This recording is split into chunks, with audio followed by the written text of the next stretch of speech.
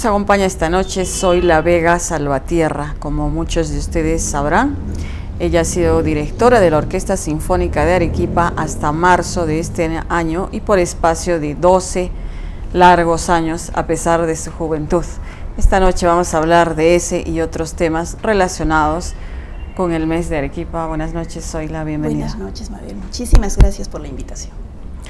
Hablemos primero de esta experiencia que es seguramente muy importante en tu vida y que asumiste siendo bastante joven, como dirigir la Orquesta Sinfónica de Arequipa, que durante este tiempo, tengo la sensación, se acercó bastante más a la gente en general, dejó de ser un espacio cerrado para una élite y de alguna manera pues cumplió su función, su cometido, ¿no? Así es. ¿Cómo te sientes? Mira, en realidad dirigir la orquesta fue siempre un privilegio que no busqué, que fue muy fortuita su llegada a mi vida. Yo entré a trabajar muy joven a la Sinfónica, entré cuando tenía 15 años como violinista y hice de todo adentro, desde mover sillas hasta aprender a manejar un archivo de música.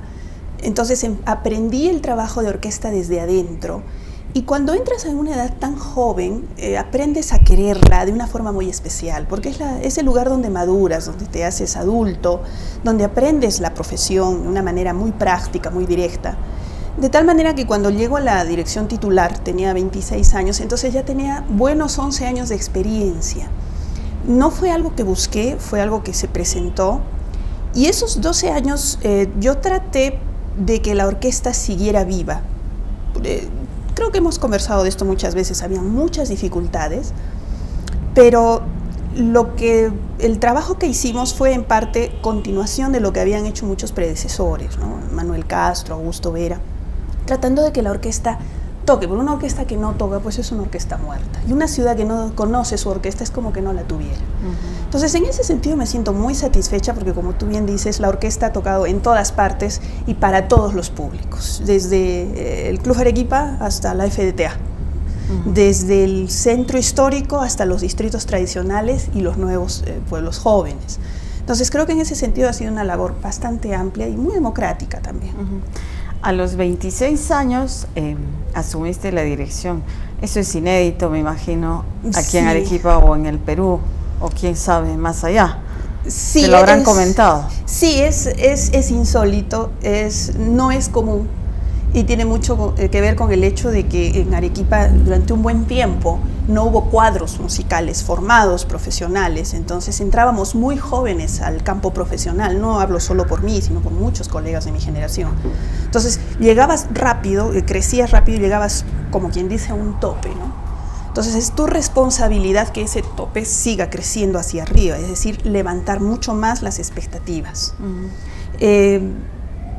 Ahora yo veo con mucha satisfacción que Arequipa está eclosionando en ese aspecto y quiero en mi vanidad pensar que la orquesta ha tenido algo tuvo que ver al respecto, porque mira, tienes muchas orquestas juveniles, hay muchos niños interesándose en forma masiva en la música. Entonces eso demuestra que el trabajo que hemos hecho es muy bueno. Efectivamente, porque ha habido una época que coincide también seguramente con las crisis económicas que el país ha atravesado, en que las artes, este tipo de música y otras manifestaciones de la alta cultura, como le llaman, pasaron realmente una época muy mala.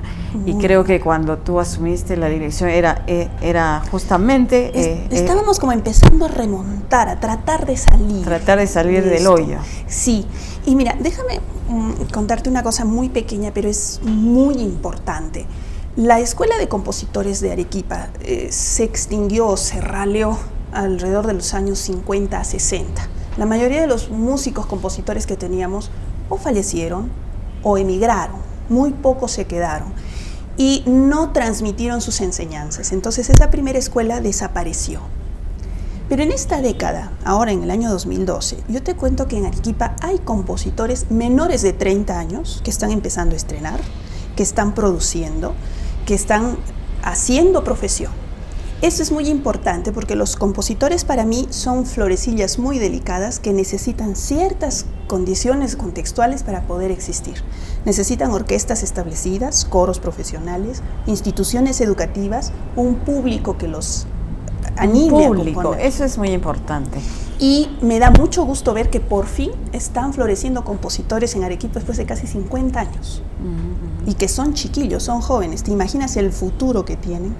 Ahora, tratando de ser objetivos, el público arequipeño, como los públicos de otras ciudades, de países como el nuestro, en verdad se dice, o es el sentir general, que sus inclinaciones realmente no están hacia el arte en sus más elevadas expresiones. Realmente la música que es popular, todo lo que tiene éxito comercial, exacto, está un poco alejado de otras expresiones como la música clásica, cuya esencia pues está más bien opuesta a estos objetivos inmediatistas o económicos. Y entonces eso, en un mundo tan práctico como el que vivimos, en una realidad como esta, desanima un poco, sobre todo a los jóvenes, ¿no? Sí. No solamente a los que hacen el arte, sino, más importante quizá, al público que tú mencionabas, ¿no? Si existe o no existe, pues si hay algún incentivo para que exista ese público o no. ¿Cómo lo ves? Mira, hay muchas cosas aquí. Yo, desde la experiencia de la Sinfónica, yo diría que en lo que se refiere a Sinfónica, su público creció, porque fue una labor muy continua que hicimos. En otras artes yo veo que hay también un crecimiento, pero no el crecimiento en relación a lo que Arequipa ha crecido, en población y en economía. O sea, no se corresponde el crecimiento del público que consume estos espectáculos, que aprecia, que da valor y vida finalmente a la producción artística y cultural. Pero también eso es un problema de estructura, porque la educación del público no es un concierto, no es una exposición, no es una función, es una cosa generacional. Desde esa perspectiva, esta generación actual, digamos, los chicos que ahora están llegando a la veintena, tienen una mejor oferta cultural que la que había en esta ciudad hace 20 años. O sea, desde esa perspectiva estamos mejorando. Que no sea suficiente, hay que reconocerlo. Lo que tenemos que hacer es seguir trabajando, pero ahora ya debemos hacerlo desde una perspectiva más sólida. Ya tenemos un Ministerio de Cultura, lo cual personalmente creo que es una gran ventaja. Es un comienzo. Es un comienzo. Porque todavía no hay... Claro, no está funcionando a todo vapor, pero tenemos que entender que este ministerio no tiene ni 2 años de formado, pero hace 10 años no existía. Entonces, desde el punto de vista temporal, es un gran avance. Creo que también tenemos nosotros que poner mucho de nuestra parte. No todo nos lo pueden dar las instituciones, no todo viene del Estado. Por eso es increíblemente renovador, muy satisfactorio ver cómo muchas iniciativas culturales vienen del lado privado, incluso del lado de colectivos, de asociaciones de jóvenes. Tú misma me decías, los jóvenes están un poco separados de esto, pero muchas de las iniciativas son de chicos jóvenes menores de 30. Ahora, yo insisto en que sí ha mejorado la oferta, tanto en calidad como en cantidad. En diversidad. Hay también una mayor oferta cultural. Lo que no parece estar creciendo o no en esa misma proporción, y como tú muy bien decías, no en la medida del crecimiento económico, que siempre ha sido el pretexto para postergar el arte, ¿no es cierto? La demanda. La demanda es en este momento el problema. ¿Cómo la podríamos incentivar, ¿no?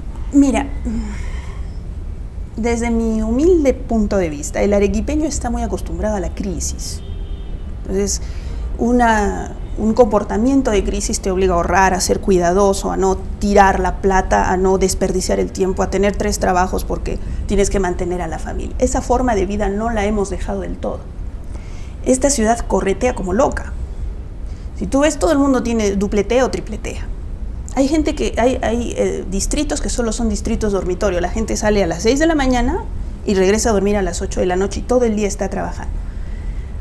En la medida en que la calidad de vida mejore de los arequipeños, va a haber más espacio para que tomen opciones de cultura. ¿Cómo le puedes pedir a un padre que viene agotado de cruzar el tráfico agotador de esta ciudad después de 2 horas de estancarse en el tráfico, que vaya a ver una exposición, asista a un concierto o una obra de teatro? Entonces, en una forma de ayudar a que la demanda mejore es mejorando las condiciones de vida de la ciudad.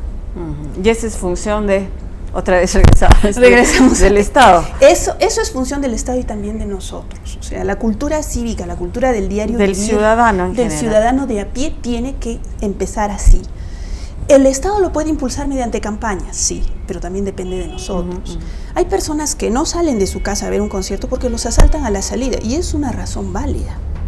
Hay personas en Cono Norte, Miguel Grau, transporte, que no pueden salir a una exposición o a una obra de teatro. Entonces lo que tienes que hacer es generar centros culturales en cada distrito. En esta ciudad debería haber una orquesta, un coro, un elenco de cámara en cada municipalidad. Deberían haber centros culturales en cada sitio. La descentralización de la cultura no es un cliché, es una necesidad. Y muchas veces he escuchado, una vez fuimos a dar un concierto a Buenos Aires, en Caima. No es ni de lejos es un pueblo joven, es una población bien establecida, es una sociedad organizada, tienen colegios, tienen todo muy bien. Tienen ya un grado de desarrollo. De desarrollo, tienen luz eléctrica, es decir, y cuando fuimos a dar un concierto ahí, una señora me decía, señorita, he traído a mis nietas, les ha encantado, yo pensé que era aburrido, pero les ha encantado. Solamente el hecho de que desplazaste un elenco hasta allá mejoró la calidad de vida de las personas que lo fueron a ver, que solamente cruzaron la plaza para verlo. Entonces, esa clase de propuestas es bueno incentivarlas. Muy bien, hablemos ahora un poco de ti. Gracias. ¿Cómo es tu relación con la música? Como un artista tiene una relación siempre particular y peculiar con su arte, ¿no? A los 15 años entraste a la Sinfónica, eso quiere decir que aprendiste a tocar a los 5. A los 3 años. 3 años. 3 años y medio, sí. ¿Qué te incentivó a los 3? O sea, ¿dónde lo viste? ¿De dónde lo cogiste? Pregúntaselo a mi madre. Ella me compró el violín cuando estaba embarazada, porque su madre fue pianista, tiene un hermano que también fue violinista, y ella es una músico frustrada. Ella quiso ser músico y no pudo, entonces, como es psicóloga, a los 3 años me llevó a mi primera clase de violín y no sé cómo hizo, que me encantó, me gustó, nunca sentí opresión por hacerlo. ¿No te obligó? No, nunca me obligó. Mi padre era una nana fiel que me llevaba a todas las clases, tomaba nota de lo que explicaba el profesor, entonces empezar a estudiar música fue una cosa muy grata, fue una cosa en familia, fue una cosa positiva. Cuando yo entré a los 15 años a la orquesta, formaba parte de cuadros que se necesitaban, que la orquesta absorbió lo que había porque no habían cuadros adultos. Entonces los chiquillos tuvimos que entrar de frente. Y esa responsabilidad temprana de ganarte el sueldo con algo que te gusta, me hizo ver muchas posibilidades, me hizo entender que lo que yo hacía era algo serio, algo importante. Entonces, cuando cumplí 16, 17 y decidí estudiar música en la universidad, fue una decisión ya consciente. Aparte que no sabía hacer nada más. Entonces decía, no, esto es lo que quiero hacer, me gusta y es importante para mí. He tenido el privilegio de que mis padres han entendido esa elección. No todos lo hacen. Mi hijo quiere estudiar artes, me trepo encima de un árbol y pido auxilio, ¿no? Eso también es valioso subrayarlo, ¿no? Entonces, durante toda mi carrera, para mí la música ha sido algo que se debe hacer profesionalmente. Nuestro medio es estrecho, sí, pero no es excusa, tienes que hacerlo.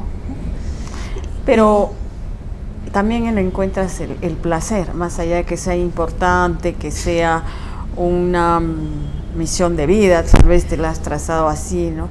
Los jóvenes de ahora hacen música exclusivamente por placer, hacen su rock y sus cosas, ¿no? Que creo que está bien. Mi esposo me dice, tú vives de tus hobbies. ¿Qué más quieres? ¿Qué más quieres? Me dice, porque... Y es cierto, debes, o sea, lo que te gusta, hazlo bien, ¿no? Te cuento una anécdota. En la esquina de mi casa vive un muchacho que toca rock, toca batería. Y casi 2 o 3 veces por semana sale a la terraza y empieza a practicar como desaforado. Medio barrio lo odia. Y yo lo aplaudo porque... Como en la publicidad, que hay una publicidad. Exacto, pero en realidad eso es dedicación. Es 1000 veces preferible que ese muchacho esté ahí practicando su batería a que esté pues en otros sitios o que se vuelva adicto, que pierde el tiempo, delincuente, qué sé yo. ¿Te das cuenta? Eso demuestra amor al trabajo. Y eso es aplicable a toda profesión, creo yo. Tú lo sabes mejor que yo. ¿Tienes hijos, Zoila? Todavía no, espero que pronto. ¿Y serán músicos? ¿O te vas a subir a un árbol como No, les daré la música como una opción, si quieren seguirla adelante. Y si quieren ser físicos, matemáticos, también tendrán que seguir adelante con todo el apoyo como yo lo tuve. Pero además tú escribes y lo haces muy bien. Has ganado, de hecho, un premio nacional hace algunos años. No sé si alguna otra distinción más. Sí, hubo un par por ahí. Una mención honrosa de una novela que saqué en el concurso de la PUC. Y el año pasado una novela mía ganó el premio Andrómeda de terror y ciencia ficción en España. Estamos esperando que salga la publicación. Bueno, la literatura sí es una cosa que siempre he tenido. Mi padre es poeta, mi madre también escribe, y en mi casa siempre se lee. O sea, siempre ves, cuando yo era chica, los tres teníamos un tipo diferente de lectura, ¿no? Desde cómics hasta Dudas, o desde el Quijote de la Mancha hasta la picaresca española. Entonces yo escribo desde los 12 años. Pero siempre lo guardo, porque el violín era primero, o porque la música era primero. El premio de novela del 2006, que fue en la novela de Capascocha, para mí fue una sorpresa. O sea, yo lo mandé sin absolutamente ninguna pretensión. Y cuando lo gané, sufrí un serio caso de bloqueo, porque no pude escribir en un par de años, me quedé atascada ahí. Entonces, escribir es una necesidad, es algo con lo que nací, es algo de mi familia, no sé. ¿Y cómo se parecen o no se parecen nada la música con la literatura desde tu experiencia personal? Es que yo soy más verbal, por eso no compongo, no expreso mis ideas con sonidos, sino con palabras, por eso escribo. Entonces, no soy una creadora en música. La música para mí es mucho más compleja. Y por eso quizás también llegue a más personas, te pueda decir más cosas, no necesita una traducción, ¿no? Es más universal, es más compleja, es más difícil de entender y según mi humilde punto de vista es más difícil de hacer. Es un lenguaje también. Es un lenguaje. Es un tipo de lenguaje. Por alguna razón yo personalmente lo encuentro más difícil de dominar que el escribir. No sé, porque siempre me ha costado más practicar, pensar en música que pensar en letras. Y sin embargo soy más músico que escritor, ¿no? Entonces, y por eso quizás le tengo más respeto, por eso nunca me verás firmar una composición, porque es muy complejo y respeto mucho a quienes crean música. Ahora tú dices, hay jóvenes que están componiendo, tú escribes también, y hay también un grupo importante de jóvenes escritores que se están desarrollando en Arequipa. Arequipa no es la del año 2000 o la de los 80s o de los 90s, ¿no es cierto? Pero tampoco es lo que algunos quisiéramos que sea. Lo que debería, ¿no? Lo que debería ser. Lo que le correspondería, claro, a estas alturas, ¿no? ¿Qué le falta? ¿Qué harías tú? El alcalde ha sido objeto de muchas críticas porque se ha mostrado como un enemigo de la cultura o del patrimonio de Arequipa. ¿Lo has percibido así?